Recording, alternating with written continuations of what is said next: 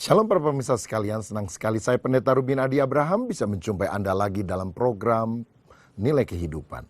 Hari ini saya akan menyampaikan firman Tuhan perihal tantangan parenting bagi generasi Z. Saya akan bacakan firman Tuhan terlebih dahulu, Amsal 22 ayat yang ke-6.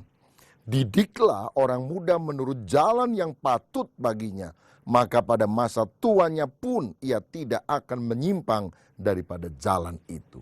Setiap orang tua punya panggilan untuk mendidik anak.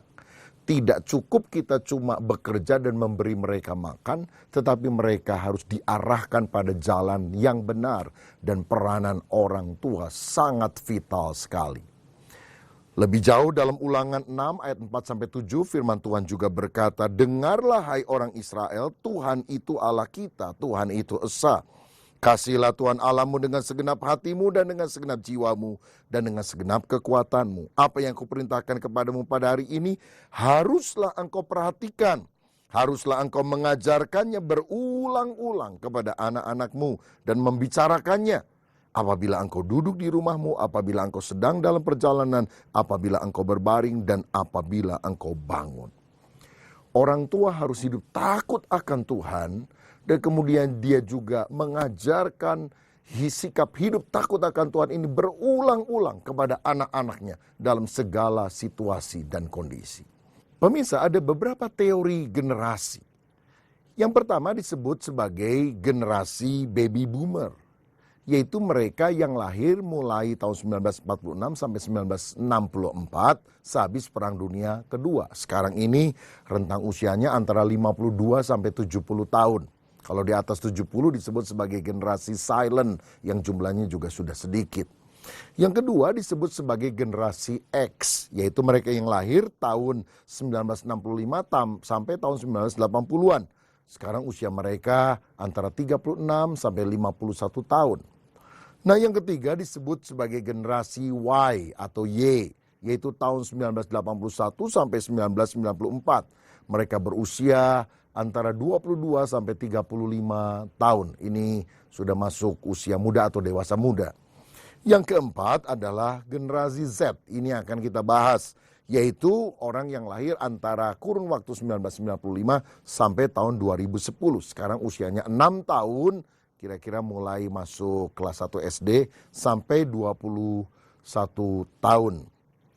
Dan yang kelima disebut sebagai generasi Alpha, yaitu yang lahir tahun 2011 sampai 2025. Yaitu orang-orang yang sekarang anak kecil berusia 5 tahun ke bawah. Nah, saya ingin menyoroti secara lebih khusus yaitu generasi Z. Yaitu mereka yang lahir dalam rentang waktu tahun 1995 sampai 2010, sekarang berusia 6 sampai 21 tahun. Ada beberapa ciri yang menonjol dari generasi Z. Yang pertama, generasi Z ini adalah generasi digital. Mereka seringkali disebut sebagai netizen, internet citizen. Karena mereka sudah sangat biasa dengan komunikasi melalui internet, bahkan pada usia dini dari 6 sampai 21 tahun. Komunikasi yang mereka lakukan biasanya sudah tidak lewat surat, kertas, tetapi melalui sosial media, apapun namanya, Twitter, Facebook, Instagram, dan sebagainya. Ciri yang berikutnya, mereka adalah multitasking. Mereka suka melakukan beberapa hal pada waktu yang bersamaan. Misalnya, pada saat yang sama mereka nge-tweet, mereka juga browsing di internet, mereka juga sambil mendengarkan musik, pakai earphone, dan sebagainya.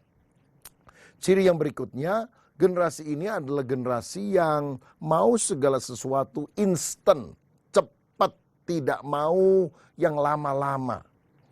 Dan biasanya mereka ini kurang menghargai proses, ingin hasil jadi, ingin hasil akhir yang cepat.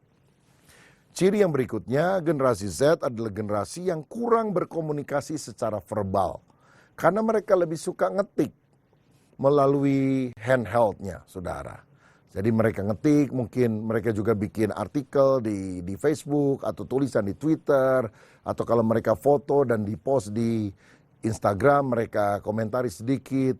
Dan komunikasi selalu dilakukan melalui sosial media dan kalau ngomong verbal ini kadang-kadang agak canggung malah. Yang berikutnya, generasi ini cenderung agak egosentris dan individualistis. Karena apa? Mereka merasa hidupnya adalah pusat dari segalanya.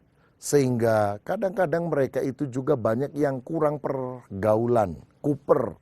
Mereka agak sulit bersosialisasi. Dan ini menjadi tantangan tersendiri bagi orang tua untuk mendorong anak-anaknya di dalam pertumbuhan.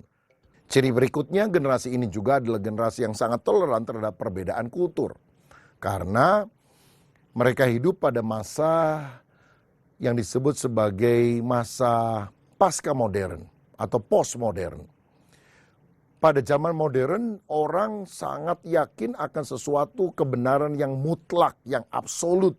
Rumusan-rumusan yang tidak bisa dibantah. Tetapi pada masa postmodern ini, orang berpikir kebenaran itu relatif. Apa yang benar menurut saya belum tentu benar menurut Anda. Apa yang benar menurut Anda belum tentu benar menurut saya.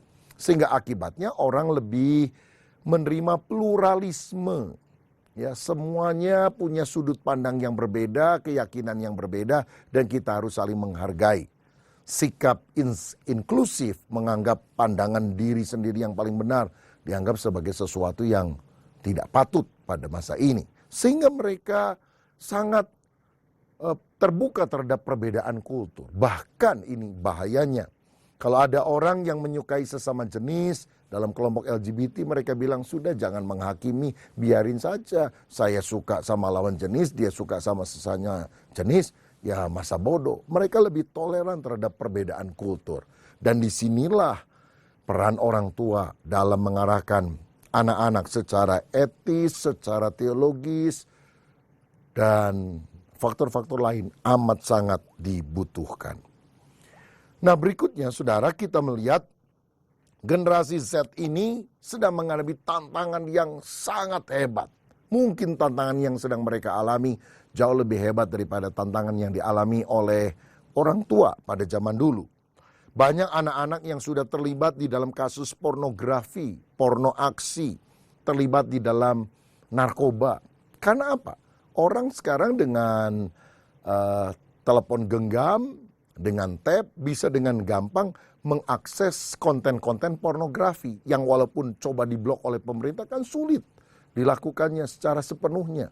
Sehingga anak kecil kadang-kadang tanpa dia tahu, ada orang yang kirim kepadanya, misalnya melalui WhatsApp dan sebagainya, gambar-gambar yang terbuka. Sehingga mereka mulai belajar mengenal hal-hal yang sifatnya pornografi. Nah kemudian narkoba juga. Ini merupakan tantangan yang sangat serius. Karena pergaulan dari teman-temannya itu yang luar biasa. Sekarang ini ada permen yang dijual Rp1.000 saja. Ternyata begitu dimakan oleh anak kecil. Bahkan yang jual kadang-kadang di depan sekolah. Ini kurang ajar sekali. Mereka mulai fly karena itu ternyata ada campuran narkobanya. Beberapa waktu yang lalu kita mendengar ada prostitusi anak-anak kecil. Anak-anak dijadikan objek prostitusi melalui situs online dan ternyata mereka adalah anak-anak yang dijadikan layanan seksual untuk sesama jenis. Disuplai untuk para gay. Waduh, ini memedihkan hati dan itu anak masih kecil. Mereka adalah generasi Z yang menghadapi banyak sekali tantangan. Ada sebuah survei, apa yang paling mempengaruhi kehidupan seorang anak dalam rentang usia 13-19 tahun. Nah pada tahun 1960-an, jawaban untuk hal ini, apa yang paling mempengaruhi anak usia 13-19 tahun adalah keluarga. Institusi keluarga masih sangat dominan sekali. Nilai-nilai moral diajarkan di keluarga. Tetapi 20 tahun kemudian, tahun 1980, ketika pertanyaan yang sama dilontarkan, hasilnya yang paling mempengaruhi anak usia 13-19 tahun bukan lagi keluarga, tapi teman. Teman seusia begitu, waduh mau coba-coba. Dan bahaya sekali secara moral. Tetapi ketika dilakukan lagi survei pada abad 21, maka jawabannya yang paling berpengaruh bagi anak sekarang bukan lagi keluarga, bukan lagi teman, tetapi media. Jadi media membombardir banyak generasi Z ini dengan petunjuk-petunjuk yang seringkali membuat moralitas mereka menjadi ambruk. Nah, ada satu penelitian yang dilakukan oleh para ahli bahwa ternyata pornografi yang diakses oleh anak-anak kecil itu bisa lebih merusak otak, lebih bahaya daripada kecanduan narkoba. Pernah dilakukan penelitian dan ditunjukkan gambar otak melalui CT scan atau alat sejenis itu. Orang yang sedang tabrakan, orang yang sudah tabrakan buak dengan mobil dan mengalami pendarahan serius di otaknya.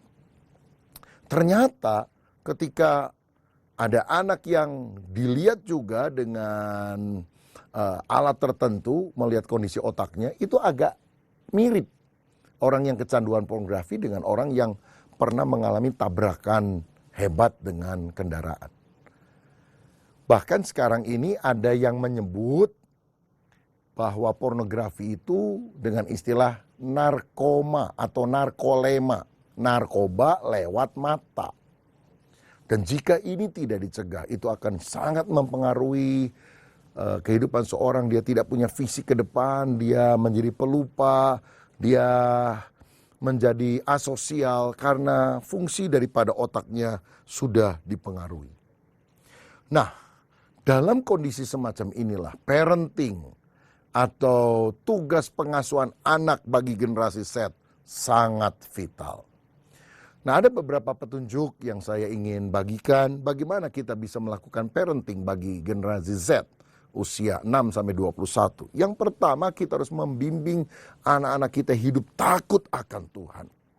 Karena takut akan Tuhan permulaan hikmat, takut akan Tuhan membuat mereka menjauhi kejahatan. Didiklah anak menurut jalan yang patut baginya. Jalan apa? Jalan kebenaran. Di dalam takut akan Tuhan. Jangan hanya bisa membawa anak pergi ke mall, mengantar ke study club. Tapi bawa anak-anakmu ke gereja, bawa anak-anakmu berdoa, bawa anak-anakmu di dalam pertemuan kelompok sel dengan teman-teman yang lain. Supaya mereka belajar firman. Dan yang terutama, jadilah teladan bagi anak-anak kita. Didiklah dengan cinta kepada Tuhan sehingga anak-anak kita punya karakter ilahi. Yang kedua, kita harus melengkapi diri untuk mendidik generasi digital ini. Orang tua tidak boleh acuh tak acuh, tidak ngerti tentang perkembangan zaman melalui internet, sosial media dan sebagainya. Kita harus melengkapi diri. Sebab dengan demikian ada beberapa hal yang kita bisa kerjakan. Antara lain, kita bisa memberi pengertian kepada anak-anak mana yang boleh, mana yang tidak. Ini konten dewasa, tidak boleh ditonton oleh anak. Ini yang umum, boleh ditonton oleh anak. Kita juga bisa memberi software filter untuk konten-konten yang mau diakses oleh anak. Lalu kemudian menempatkan komputer di tempat terbuka, bukan di dalam kamar misalnya. Sehingga kita bisa mengawasi apa yang mereka lihat, apa yang mereka tonton. Batasi games yang ada di dalam komputer, di dalam era digital ini, dalam internet. Karena itu seringkali menyita waktu. Ada anak, malam dia tidak tidur, sampai subuh dia main games yang dia dapatkan di internet itu. Akibatnya, pagi ngantuk, belajar sulit konsentrasi, dan akibatnya mereka sendiri tidak bisa meraih prestasi yang baik. Bukankah itu sesuatu yang merugikan? Saudara, sekarang ini salah satu permainan yang digemari orang, bukan cuma anak kecil tapi yang anak-anak muda, itu Pokemon Go. Saya ingin memberikan sedikit ulasan. Pokemon Go sebetulnya mengajarkan okultisme dalam tingkat yang paling dini. Karena Pokemon berasal dari kata pocket monster. Monster adalah binatang yang aneh yang menakutkan. Alkitab berkata waktu Tuhan menciptakan binatang, dia menyebut binatang ciptaannya itu baik. Tidak menyeramkan. Tapi ini diajarkan hal sedemikian. Dan kenapa disebut sebagai mengajarkan okultisme?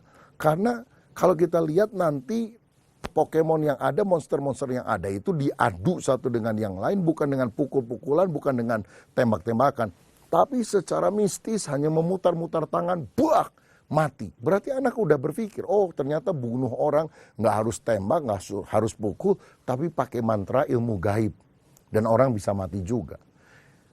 Pokemon Go juga mengajarkan bukan hanya okultisme, tetapi evolusi. Bentuk yang ada bisa berevolusi, berkembang menjadi bentuk yang berbeda. Dari yang monster biasa, tiba-tiba punya sayap, tiba-tiba badannya besar, tiba-tiba bisa terbang, dan sebagainya. Nah saudara, evolusi tidak percaya kepada creator yang adalah Allah yang melakukan penciptaan, creation atas alam semesta ini. Sehingga itu mulai nilai-nilainya diberikan kepada seorang anak dari usia paling dini. Lagi pula melalui permainan ini, maka orang berusaha menguasai pikiran. Karena zaman dulu orang mainnya itu reality. Main kelereng, main congklak, itu kan kenyataan, barangnya ada. Zaman sekarang orang main virtual, ya games dalam dunia maya. Tapi yang terkini penggabungan antara virtual and reality, seperti yang dilakukan dalam Pokemon Go. Dan saya mau bilang, ini hanya bentuk awal. Akan banyak sekali permainan yang menggabungkan antara virtual dan reality. Dan ini merupakan tantangan sendiri bagi anak-anak. Jangan sampai waktu mereka habis hanya untuk games.